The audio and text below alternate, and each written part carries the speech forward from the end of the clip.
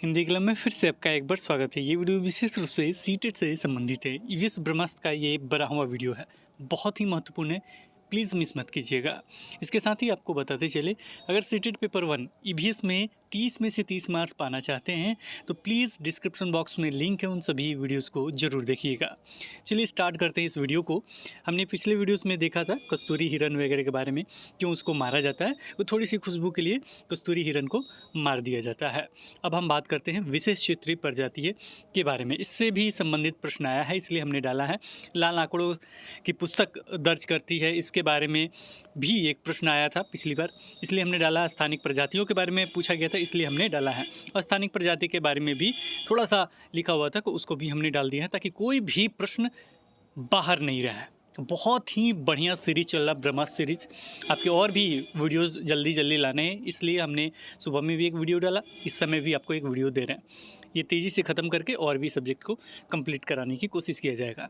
बहुत सारे मैसेज वगैरह इधर उधर आ रहे हैं, उन सारे चीज़ों पे ध्यान नहीं देते हुए केवल अपने पढ़ाई पे ध्यान दीजिए। निश्चित रूप से आप सफलता पाएंगे और अच्छे मार्क्स के साथ सफलता पाएंगे। चलिए स्टार्ट करते हैं। विशेष क्षेत्रीय प्रजातियाँ हैं एक क्षेत्र में पाई जाने वाली प्रजातियाँ। विशेष शब्द लग गया, यानी विशेष मतलब हो गया किसी इलाके का विशेष क्षेत्र, उसी क्षेत्र की प्रजातियों के बारे में बात कहा गया, इसीलिए एक क्षेत्र में पाई जाने वाली प्रजातियों को हम लोग विशेष क्षेत्रीय प्रजातियाँ कहते हैं। 6 to 8 में हमेशा पूछा जाता है, फिलहाल 1 to 5 में पूछा गया, इसलिए हमने डाल दिया है, क्योंकि कुछ प्रश्न आपके क्लास 6 से आ रहे हैं। चलिए आगे बढ़ते हैं। क्लास 6 का ये भी है, लाल आंकड़ों की पुस्तक दर्ज करती है। तो लाल आंकड़ों में क्या चीज़, कौन सी चीज़ें दर्ज की जाती है? लाल आंकड़ों की पुस्तक में दर्ज किया जाता है जो लुप्त प्राय पौधे और जानवर होते हैं, जो लुप्त प्राय पौधे और जानवर होते हैं। रेड डाटा पुस्तक में मौजूद कुछ जीवों के उदाहरण हैं: हिमालयन भूरा या लाल भालू, pygmy hog, Andaman white tooth shrew, Kondana चूहा। तो ये सारे एग्जाम्पल वगैरह से दे दिए गए हैं, लेकिन याद रखिएगा लाल आंकड़ों में पुस्तक में दर्ज जो होते हैं वो कौन होते हैं? लुप्त प्राय पौधे और जानवर होते हैं। आगे बढ़ते हैं। अगला जो है वो स्थानिक प्रजातियों के बारे में पूछा गया था। तो स्थानिक प्रजातियाँ क्या है ये समझ लीजिए। स्थानिक प्रजातियाँ पौधों और जानवरों की वे प्रजातियाँ हैं जो किसी विशेष क्षेत्र में विशेष रूप से पाई जाती है।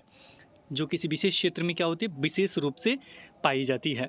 जैसे में हिमालय, ये थोड़ा सा छूट गया है, लिख लीजिएगा इसको। हिमालय मेपल एक औषधीय पौधा है जो उच्च क्षेत्रों में पाया जाता है। जो कहाँ पाया जाता है? उच्च क्षेत्रों में पाया जाता है। इसे स्थानिक समूह में रखते हैं। इसे कहाँ रखते हैं? स्थानिक समूह में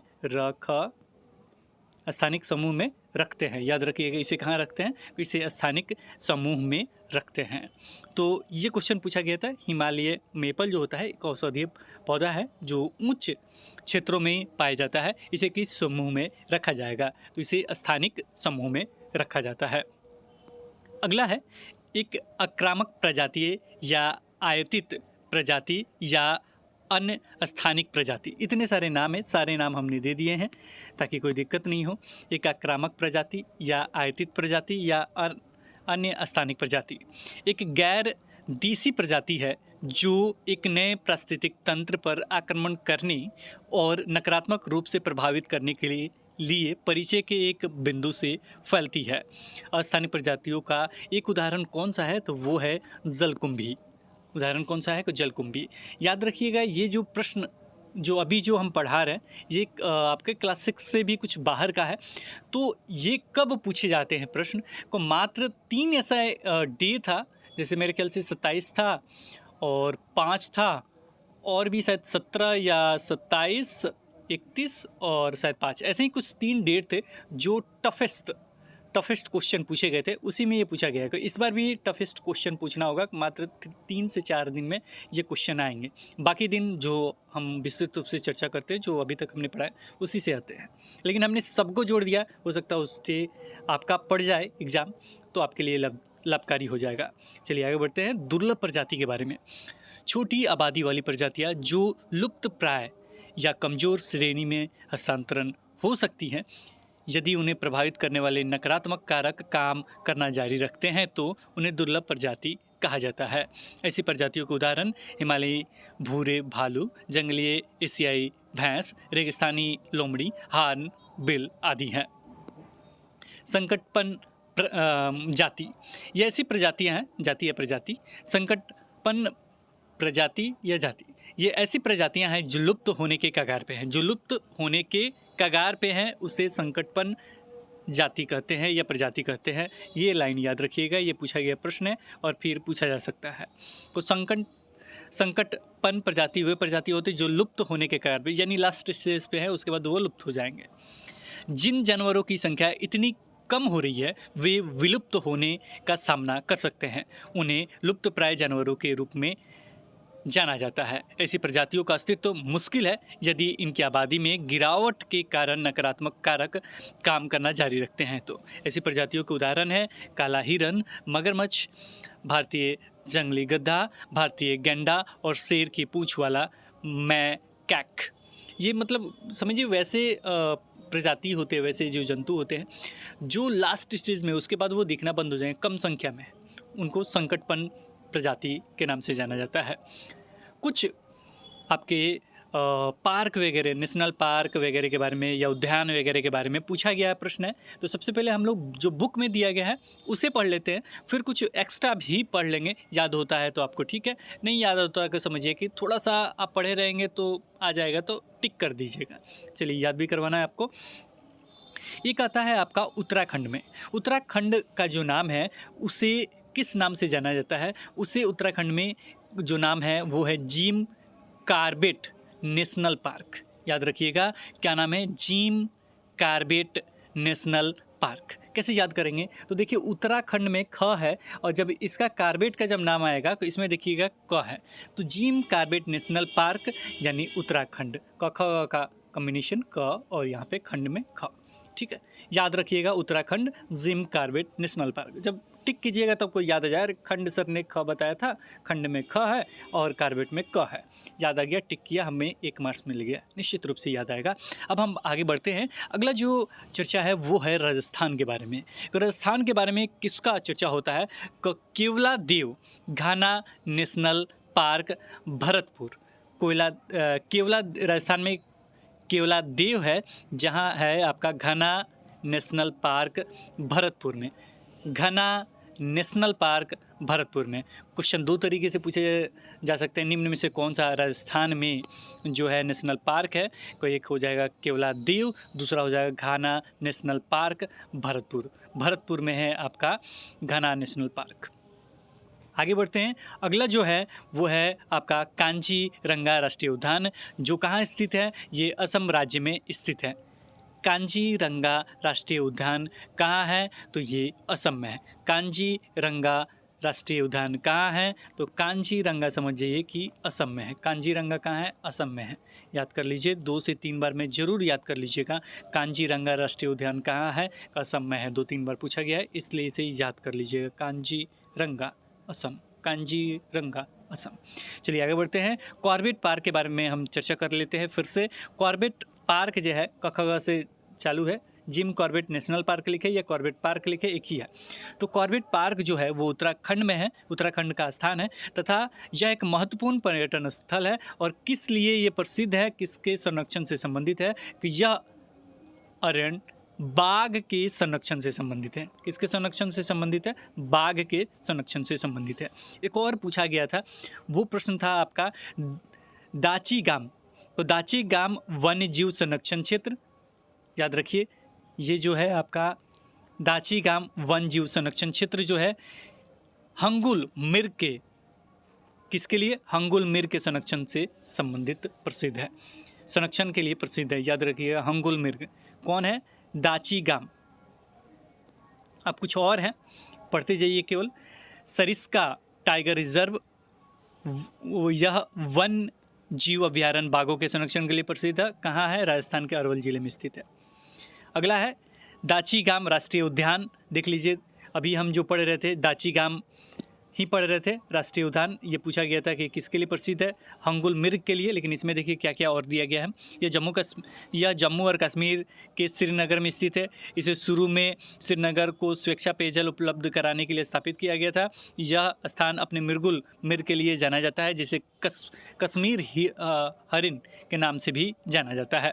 अगला जो है जिम कार्बेट राष्ट्रीय उद्यान, जो उत्तराखंड में है, उत्तराखंड के नैनीताल में स्थित है। यह एशिया का पहला राष्ट्रीय उद्यान है, बहुत महत्वपूर्ण। एशिया का पहला राष्ट्रीय उद्यान कौन सा है? तो जिम कार्बेट राष्ट्रीय उद्यान, और कार्बेट लगा है, कख है इसमें, इसलिए उत्तराखंड से संबंधित है। इसमें एक और लाइन है, यह अपने बंगाल टाइगर के लिए प्रसिद्ध है। मतलब वहाँ पे क्या है को ये बाघ से संबंधित है और वनस्पतियों और जीवों में समृद्ध है। अगला जो है रानीखेत, यहाँ कोई वन जीव अभ्यारण्य या जैव संरक्षित नहीं है। ऑप्शन में था ये, कोई यहाँ पे कोई नहीं है। अगला बढ़ते हैं और कुछ स्पेशल दिया गया, इसे एक बार देख लीजिए। निम्नलिखित राष्ट्रीय उद्यान भारत में सबसे प्रसिद्ध हैं। Jim Corbett national park Uttarakhand में रॉयल बंगाल टाइगर के लिए। कांजीरंगा राष्ट्रीय उद्यान असम में है, एक सिंग वाला गैंडा के लिए है। असम में है जो कांजीरंगा राष्ट्रीय उद्यान, किस लिए फेमस है? याद रखिएगा, एक सिंग गैंडा के लिए है। असम कांजीरंगा, असम कांजीरंगा, 2-3 बार याद करवा दिया हमने। एक और है गिर राष्ट्रीय उद्यान, गुजरात में है, एशियाई शेर के लिए। सुंदरवन राष्ट्रीय उद्यान पश्चिम बंगाल में है, रॉयल बंगाल टाइगर के लिए। सरिस्का राष्ट्रीय उद्यान है राजस्थान में, रॉयल बंगाल टाइगर के लिए। कन्या राष्ट्रीय उद्यान है मध्य प्रदेश में, दलदल हिरन के लिए। रणथंभौर राष्ट्रीय उद्यान, ये भी शायद एक बार इधर उधर पूछा गया था। रणथंभौर राष्ट्रीय उद्यान राजस्थान में है, बाघ के लिए। बांदीपुर राष्ट्रीय उद्यान है कर्नाटक में, बाघ के लिए। ताबोडा अंधारी राष्ट्रीय उद्यान है महाराष्ट्र, बाघ के लिए। नामदफा राष्ट्रीय उद्यान है अरुणाचल प्रदेश, तेंदुआ बादल वाला तेंदुआ, बाघ के लिए। मानस राष्ट्रीय उद्यान है असम, पिग्मी हॉग जल भैंस के लिए। और दाची गाम राष्ट्रीय उद्यान है जम्मू कश्मीर में, कश्मीरी हिरन के लिए। और इसका दूसरा जो नाम था वो देख लीजिए एक बार और, जो कश्मीरी हिरन का दूसरा नाम था उसे कहते हैं हंगुल मिर्ग। ये पूछा गया था इसलिए हम दोबारा दिखा रहे हैं। ये कहाँ है? तो कश्मीर में है, जम्मू कश्मीर। आगे बढ़ते हैं। अगला है हेमिस नेशनल पार्क है लद्दाख में, हिम तेंदुआ के लिए। पेरियार राष्ट्रीय उद्यान है केरल, हाथी के लिए। अब जिम कार्बेट राष्ट्रीय उद्यान के बारे में थोड़ा सा जान लेते हैं। हेली नेशनल पार्क या Jim Corbett national park Bharat का पहला और सबसे पुराना राष्ट्रीय उद्यान 8 अगस्त 1936 को स्थापित किया गया था। ये सारी चीज़ें एक्स्ट्रा आपको पढ़ा रहे ताकि कोई भी क्वेश्चन आपसे छूटे नहीं। यहाँ से प्रश्न पूछा जा रहा है इसलिए हमने सारा चीज़ लिख के आपको दिया है। यह राष्ट्रीय क्षेत्र का आकार 324 वर्ग किलोमीटर था। यह एशिया का पहला राष्ट्रीय उद्यान भी है। एशिया का क्या है? पहला राष्ट्रीय उद्यान है। इस उद्यान की स्थापना की तुरंत बाद स्तनधारियों, सरीसृपों और पक्षियों के शिकार, मारे जाने या कब्जा करने से रोक दिया गया था। 1954 से 55 में इसका नाम बदलकर रामगंगा नेशनल पार्क कर दिया गया। फिर 1955-56 में इसका नाम बदलकर कार्बेट नेशनल पार्क कर दिया गया। यह वन्य जीवन के संरक्षण के लिए राष्ट्रीय उद्यान महत्वपूर्ण है। जिम कार्बेट राष्ट्रीय उद्यान भारत का सबसे पुराना राष्ट्रीय उद्यान है। सबसे पुराना राष्ट्रीय उद्यान कौन सा है को आपको बताना होगा कौन सा है, तो वही जिम कार्बेट जो है आपका राष्ट्रीय उद्यान। बहुत महत्वपूर्ण है, एशिया का है और सबसे पुराना भी है। ये दोनों लाइन याद रखिएगा। अगला बढ़ते हैं कांजीरंगा राष्ट्रीय उद्यान। कांजीरंगा राष्ट्रीय उद्यान में भारत के सबसे महत्वपूर्ण वन्यजीव अभयारण्य में से एक है। ये अपने एक सिंग गेंडे वाले के बारे में पूछा जाता है कि कांजीरंगा राष्ट्रीय उद्यान है जो कहाँ है? असम में है, याद रखिएगा। गेंडे के लिए विख्यात है और भारत के सबसे प्रसिद्ध राष्ट्रीय उद्यानों में से एक है। यह एक महत्वपूर्ण पक्षी अभयारण्य के रूप में भी कार्य करता है। 1905 में कांजीरंगा को आरक्षित वन के रूप में स्थापित किया गया। 1974 में भारत सरकार ने कांजीरंगा को राष्ट्रीय उद्यान घोषित किया। ये हमने डेट वगैरह लिख दिए हैं, लेकिन यहाँ से उतना क्वेश्चन नहीं बनता है। एक बार और देख लीजिए, कांजीरंगा जो है यहाँ पे आप देखिएगा को कांजीरंगा को हमने 5 बार कहा है कि ये कहाँ है? राष्ट्रीय उद्यान असम में है। किसके लिए है? कि एक सिंग वाला गेंडे के लिए है। तो बहुत महत्वपूर्ण है, ये चल रहा अभी, इसे देख लीजिए बस याद आ जाएगा उस समय। कन्ना राष्ट्रीय उद्यान या मध्य प्रदेश में स्थित है। यह अपने टाइगर रिजर्व बाघ आरक्षित क्षेत्र के लिए जाना जाता है। इसका नाम दुनिया के सर्वश्रेष्ठ वन्यजीव अभयारण्यों में से एक है और इसे बारहसिंगा को विलुप्त होने से बचाने के लिए जाना जाता है। यह उद्यान को 1879 में संरक्षित वन के रूप में नामित किया गया था। 1952 में इसे वन्यजीव अभयारण्य के रूप में नामित किया गया था। 1955 में उद्यान का नाम बदलकर राष्ट्रीय उद्यान कर दिया गया। कन्ना टाइगर रिजर्व का कुल आकार 1945 वर्ग किलोमीटर है। एक और पढ़ लीजिए, तो एक्स्ट्रा है लेकिन थोड़ा सा पढ़ लीजिए, बात खत्म हो जाएगा। बांधवगढ़ राष्ट्रीय उद्यान, बांधव ध आ गया यानी मध्य प्रदेश में है, ये ध आ गया मध्य प्रदेश में, या मध्य प्रदेश के उमरिया ज़िले की विंध्य पहाड़ियों में स्थित है। इसे 1968 में राष्ट्रीय उद्यान के रूप में नामित किया गया था। यह राष्ट्रीय उद्यान का क्षेत्रफल 450 वर्ग किलोमीटर है। चलिए खत्म हो गया। थोड़ा सा एक नज़र देख लीजिएगा, ज़्यादा देखने की ज़रूरत नहीं है, हो सकता है कि आपके क्वेश्चन में पूछा जाए, कोई इस तरह से क्वेश्चन आ रहे हैं इसलिए हमने सारा चीज़ डाल दिया। चलिए आगे बढ़ते हैं कि उसका स्क्रीनशॉट, इसका जो है स्क्रीनशॉट लेके एक बार देख लीजिएगा, इसका जो है स्क्रीनशॉट लेके, और थोड़ा सा जो NCERT वाला है वो तो ज़रूरी है, वो देखना है जो रेड में लिखा हुआ था। अब आगे बढ़ते हैं, कालबेलिया के बारे में जान लेते हैं। कालबेलिया जो सांपों की अपनी बीन की धुन पर नचा सकते हैं, ये सांपों को अपनी बीन की धुन पे कौन नचा सकते हैं, वो कालबेलिया। आर्यनाथ एक सपेरा है, जब वह अपना वाद्ययंत्र यानी बीन में जाता है तो सांप उसकी ध्वनि पर अपना सिर उधर उधर घुमाता है। सांप के वाद्ययंत्र यानी बीन पर अनुक्रिया करने का कारण क्या है, ये पूछा गया प्रश्न है, तो सारा ये डाला गया था और लास्ट में ये पूछा गया था कारण क्या है। तो बीन द्वारा उत्पन्न कंपनों का जमीन से होकर संचरण होने के कारण वो इधर उधर सर करता है या अनुक्रिया करता है। याद रखिएगा कंपन, क्योंकि जो भी आवाज़ आता है ना वो कंपन होता है जमीन से होकर संचरण, क्योंकि ज़मीन पे रहता है वो, कि ज़मीन से होकर संचरण के कारण इधर उधर करता है वो। चलिए अगले बढ़ते हैं। नाग गुफंग ऐसे डिज़ाइन, रंगोली, कढ़ाई और दीवारों को सजाने के लिए सौराष्ट्र, गुजरात और दक्षिण भारत में प्रयोग किए जाते हैं। ये रेड वाला देख लीजिए, कहाँ प्रयोग किए जाते हैं ये देख लीजिए, इसका मतलब क्या है वो देख लीजिए। नागुफन ऐसे डिज़ाइन, रंगोली, कढ़ाई और दीवारों को सजाने के लिए किया जाता है। कहाँ पे? सौराष्ट्र, गुजरात और दक्षिण भारत में इसका प्रयोग किया जाता है। आगे बढ़ते हैं। सपेरे अपने कंधे पर कवाड़ जैसे पिटारी लटका कर रखते हैं। सपेरे क्या होते हैं? अपने कंधे पर कवाड़ जैसे पिटारी, सपेरा को आपने देखा होगा, एक पिटारी लेकर घूमता है, और ये अपने सांप को बांस की टोकरी में रखते हैं। आपने देखा भी होगा सपेरा जो है बांस की टोकरी में रखता है। सांपों का नाच देख लेने के बाद भी लोग वहीं रुके रहते हैं। उन्हें पता होता है कि कालबेलिया के टीन के डब्बे में लोगों के कई रोगों की दवा होगी। ये सभी जड़ी बूटियाँ हम जंगल से इकट्ठी करते हैं। दवाइयों के बदले लोग इन्हें कभी अनाज दे देते हैं तो कभी पैसे। बस इसी तरह इनकी गुजर बसर हो जाती है, इस तरह इनका गुजर बसर हो जाता है। आगे बढ़िए। झारखंड में ग्राम सभा यानी पंचायत लॉटरी द्वारा खेती के लिए भूमि का आवंटन करती है। इस भूमि आवंटन के लिए विशेष मात्रक यानी यूनिट, जिसे टीन कहते हैं, का उपयोग किया जाता है। इस मात्रक यानी यूनिट का अर्थ है वह भूमि जिस पर कोई किसान एक टीन बीज बोता है। बहुत महत्वपूर्ण है, 3-4 बार पूछा गया है, ये नोट कर लीजिएगा। कहाँ पर होता है? को झारखंड में होता है। किस तरीके से होता है? कि लॉटरी द्वारा खेती के लिए भूमि का आवंटन करता है। और क्या होता है? को इस भूमि आवंटन में एक विशेष मात्रा का उपयोग होता है, जिसे किस नाम से जाना जाता है? टीन के नाम से उपयोग होता है। इसका अर्थ क्या है ये भी पूछा गया है। को भूमि जिस पर कोई किसान एक टीन बोता है। क्लियर हो गया? बहुत महत्वपूर्ण, इस बार भी पूछा गया था और आगे भी पूछा जा सकता है, क्योंकि टीन शब्द देख के ना कहिएगा सर क्वेश्चन गलत पूछ दिया है, इसलिए बहुत महत्वपूर्ण। अगला भी क्वेश्चन बहुत महत्वपूर्ण है, पूछा गया है बार बार। बीन, तुम्बा, खजरी और ढोल के अलावा बाकी सब तीनों बाजे सूखी लौकी से बनाए जाते हैं। ढोल के अलावा, ढोल केवल नहीं बनाया जाता, बाकी ये तीनों किससे बनाए जाते हैं? ये सब बाजे हैं, लेकिन किससे बनाए जाते हैं? तो सूखी लौकी से बनाए जाते हैं, बीन, तुम्बा, खंजरी। अगला जो है बहुत महत्वपूर्ण, सांपों को मारने की बात तो दूर, ये तो कालबेलिया की पूंजी है जो अपनी आने वाली पीढ़ी को सौंपते हैं। सांपों को तो ये अपनी बेटियों की शादी में तोहफे के रूप में देते हैं। कालबेलिया नाच में भी सांप जैसी मुद्राएं होती हैं। नाच में क्या कैसी मुद्राएं होती हैं? सांप जैसी। अब सरकार ने कानून बना दिया है कि न तो कोई जंगली जानवरों को पकड़ सकता है, न ही उन्हें अपने पास रख सकता है। 2-3 बार आपको बता चुके हैं। अगला जो है बहुत महत्वपूर्ण और ये बार बार पूछा जाता है। हमारे देश में पाए जाने वाले सांपों में से केवल 4 तरह के सांप ही जहरीले होते हैं।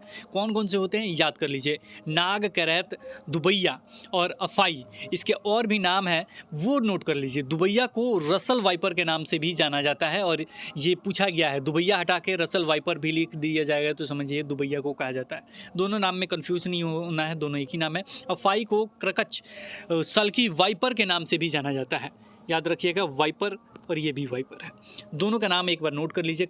नाग, करैत, दुबैया, अफाई, और दोनों का एक्स्ट्रा जो नाम है उसे भी नोट कर लीजिए। ठीक है, नोट कर लिया। चलिए आगे बढ़ते हैं। कुछ और भी एग्जाम्पल दिए थे जो जहरीले नहीं होते हैं, वो दोनों नाम हमने नोट करके आपको दे दिया है। भारतीय सैल, अजगर यानी पाइथन, तो ये जो है जहरीले नहीं होते हैं। जब सांप किसी को काटता है तो उनके 2 खोखली जहर वाले दांतों से उस व्यक्ति के शरीर में जहर चला जाता है। इस जहर से बचने का एक ही उपाय है, जिस व्यक्ति को सांप काटा है उसे तुरंत जहर को खत्म करने वाली सिरप दी जाए। जहर को खत्म करने वाली क्या दिया जाए? सिरप दिया जाए, तभी ये जहर खत्म हो सकता है। यह सिरप सांप के जहर से ही बनाया जाता है, ये भी याद रखिएगा। सांप के जहरीले दांतों को क्या कहा जाता है? विष दांत कहा जाता है, ये भी पूछा गया है। तो जो भी लाइन है ये बहुत इंपॉर्टेंट चल रहे, सारे लाइन याद रखिएगा। खाने की चीज़ों का स्वाद हम जीभ से चखकर तथा और कैसे पता कर सकते हैं? कि नाक से सूंघकर पता कर सकते हैं। ये पूछा नहीं गया है लेकिन इंपॉर्टेंट है। खट्टी इमली का नाम सुनते ही मुंह में क्या होता है? क्या आ जाता है? पानी आ जाता है। खाना धीरे धीरे खाना चाहिए, ठीक से चबा चबा कर 20 से 25 बार, तभी खाना अच्छे से पचेगा। कितना बार? 20 से 25 बार। हमारे मुंह में लार भोजन पचाने में सहायता करती है। लार टपका यानी भोजन पचाने में सहायता करती है। इसलिए गैस वगैरह होता है ना, तो ऐसा चीज़ दिया जाता है जिससे लार ज़्यादा निकले ताकि वो पचे। ये हम अपने तरफ से एक्स्ट्रा बता रहे हैं। जब हमें भूख लगती है तो क्या होता है? कोई एक बच्चे को देखिए क्या हो रहा है, भूख से तो मेरे सिर में दर्द हो जाता है। जब भूख लगती है तो मुझे बहुत गुस्सा आता है, मुझे गुस्सा आता है। जब मैं भूखा होता हूँ तो थका थका महसूस करता हूँ। जब मेरी बहन को भूख लगती है तो वह रोती है, मुझे भूख लगती है तो मैं भी रोता हूँ। कुत्ता बोल रहा है। तो चलिए, इन लोगों को इस तरीके से भूख लगता है। अब चीज़ें और देखते हैं। ये पूछा नहीं गया है लेकिन पूछा जा सकता है। नीतू को पूरा दिन लगातार उल्टी होती रही, साथ में दस्त भी लग गए थे। उसके पिताजी ने उसे पानी में नमक और चीनी घोलकर पीने के लिए दिया। शाम को डॉक्टर के पास जाने के लिए वह बिस्तर से उठी तो चक्कर खाकर गिर पड़ी। वे उसे गोद में उठाकर डॉक्टर के पास ले गई। डॉक्टर ने नीतू को अस्पताल में भर्ती करने को कहा, ग्लूकोज चढ़ाने के लिए। अब यहाँ से कहानी स्टार्ट हो रहा है, बहुत इंपॉर्टेंट। यहाँ से बार बार पूछा गया है, 10 बार क्वेश्चन पूछा गया। पिछली बार में कम से कम 5-6 बार पूछा गया। बहुत इंपॉर्टेंट है, ध्यान से देखते जाइए। खाना और पानी शरीर में न रुकने की वजह से शरीर में कमजोरी हो गई, पेट खराब हो गया। ग्लूकोज चढ़ाने से बिना खाए पिए जल्दी ताकत मिल जाएगी और हिम्मत भी। तो पहला ये अभी नहीं पूछा गया लेकिन पिछली बार पूछा गया, इसे देख लीजिए। तो ग्लूकोज चढ़ाने से क्या होता है? कि बिना खाए पिए जल्दी ताकत मिल जाती है। ग्लूकोज शुगर के रूप में हमारे शरीर को ताकत देता है। चलिए आगे बढ़ते हैं और मार्टिन जी के बारे में जानते हैं। मार्टिन सन 1822 में 18 साल का था और बहुत तंदुरुस्त था। जब वह गोली से जख्मी हुआ तो उसे डॉक्टर बोमोंट के पास ले गए। याद रखिए, डॉक्टर कौन है? बोमोंट है। और मार्टिन जो है वो मतलब जो बीमार है, जो जख्मी हो गया था, वो है। डॉक्टर ने मार्टिन को अच्छी तरह से मरहम पट्टी की। धीरे धीरे उसका जख्म ठीक होने लगा, पर पेट का छेद नहीं भरा। लगभग 1.5 साल के बाद डॉक्टरों ने देखा कि मार्टिन के पेट में एक अद्भुत खिड़की सी बन गई है। पेट की चमड़ी ने बढ़कर छेद को ढक लिया था, ठीक इस तरह जैसे एक फुटबॉल का वाशर होता है। डॉक्टर ने 9 साल प्रयोग किए। एक ट्यूब से पेट में से कुछ पाचक रस निकाल लिया। फिर 10 मिलीलीटर पाचक रस में एक उबली हुई मछली के 20 बारीक टुकड़े डालकर सुबह 8:30 बजे रख दिए। इस गिलास को उतने ही तापमान में रखा जितना आमतौर पर हमारे पेट के अंदर होता है, लगभग 300 सेंटीग्रेड। कितना तापमान रहता है? याद रखिएगा, 300 सेंटीग्रेड। पूछा नहीं गया, पूछा जा सकता है। दोपहर के 2 बजे तक उन्होंने देखा कि मछली के सब टुकड़े पूरी तरह से घुल चुके थे। कब? दोपहर के 2 बजे तक। ये भी टाइमिंग याद रखिएगा। और कुछ चीज़ें हैं वो देखना चाहिए। कच्चा दूध पचने में लगा समय पेट में, और गिलास के पाचक रस में, सब देखिए। कच्चा दूध 2 घंटे 15 मिनट में, गिलास में पाचक रूप में 4 घंटे 45 मिनट, उबला दूध 2 घंटे, इधर 4 घंटे 15 मिनट, लगभग दुगना के करीब में है। पूरी तरह उबला अंडा 3 घंटे 30 मिनट और इधर 8 घंटे। कम उबला अंडा 3 घंटे 6 घंटे 30 मिनट इधर। कच्चा अंडा फेटा हुआ 2 घंटे 4 घंटे 15 मिनट। कच्चा अंडा 1 घंटे 30 मिनट, इधर 4 घंटा। जब हम दुखी या परेशान होते हैं तो खाना ठीक से नहीं पचता। चलिए, जो हम कह रहे थे कि बहुत इंपॉर्टेंट है, शायद आगे है तो आगे आपको मिल जाएगा वो चीज़। वो है आपका एक बीमारी के बारे में, एनीमिया वगैरह के सारे चीज़ के बारे में है। फिर और भी बहुत सारी बीमारी के बारे में चर्चा है। वहाँ से निश्चित रूप से प्रश्न पूछा जाता है। 10-12 बार प्रश्न पूछा गया। तो वो उसके साथ ही जो खून की कमी जो हो जाती है, वहाँ से 10-20 बार क्वेश्चन पूछा गया। तो वो सारी चीज़ आगे है, वो आगे मिलेगा। अभी नहीं है, हमें लगा कि यहीं पे है, इसलिए हमने कहा। फिलहाल आगे बढ़ते हैं। पूरे दिन में थोड़े से चावल या एक आध रोटी भी मिली तो समझो आज बहुत मिल गया। इस तरह का खाना खाने वाले बच्चे हाथ पैर पतले और पेट अक्सर बीमार रहेंगे। हाथ पैर पतले होते हैं और पेट अक्सर बीमार भी रहते हैं। ये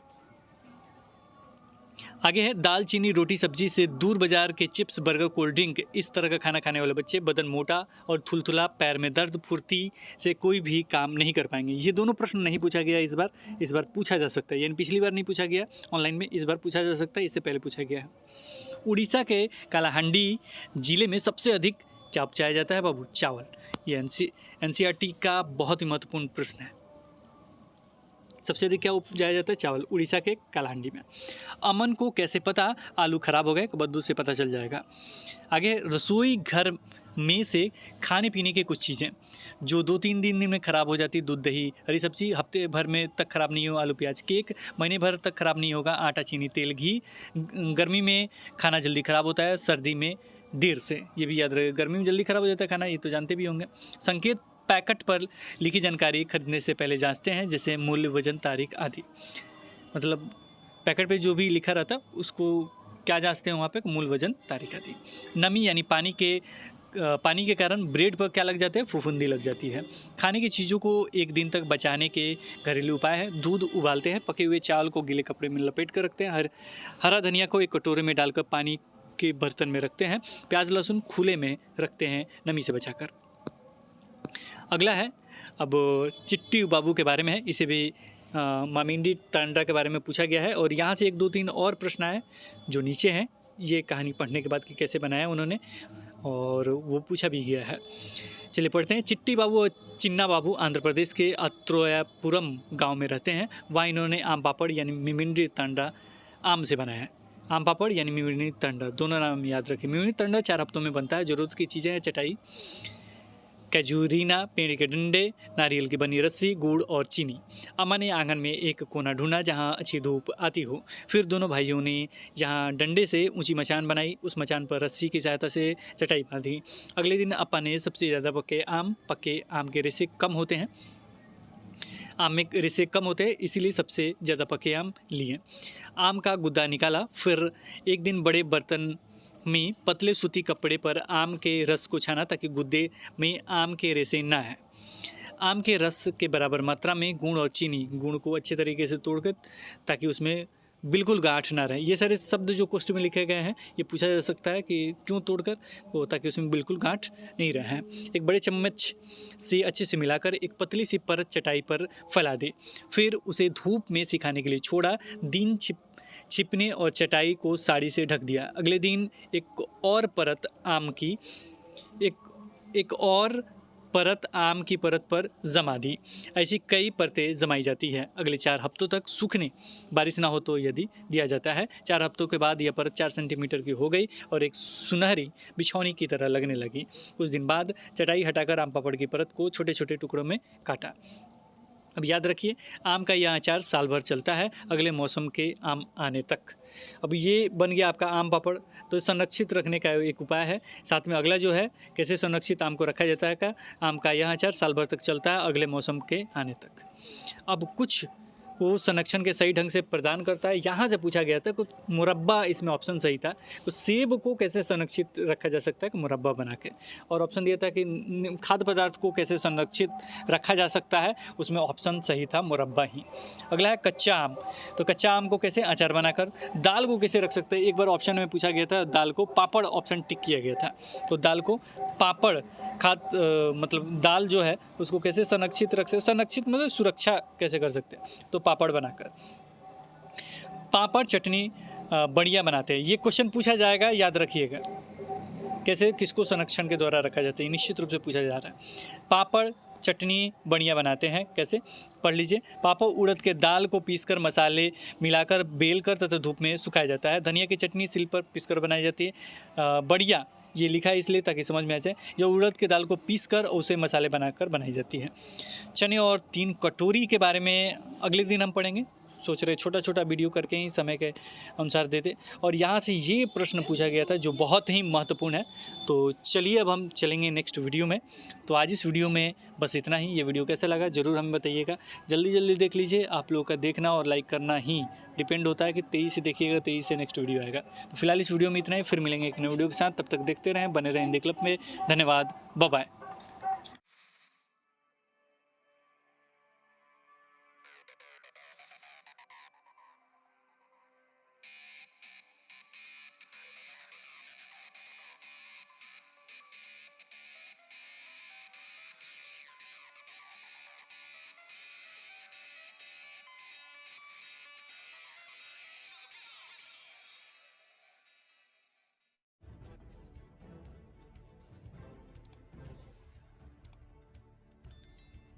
सब्सक्राइब कीजिए हिंदी क्लब को, दबाइए इस बेल आइकॉन को ताकि हमारा वीडियो आपको मिले सबसे पहले। शेयर करें अपने दोस्तों के साथ ताकि वो भी इसका लाभ उठा सके। ये सब बिल्कुल फ्री है।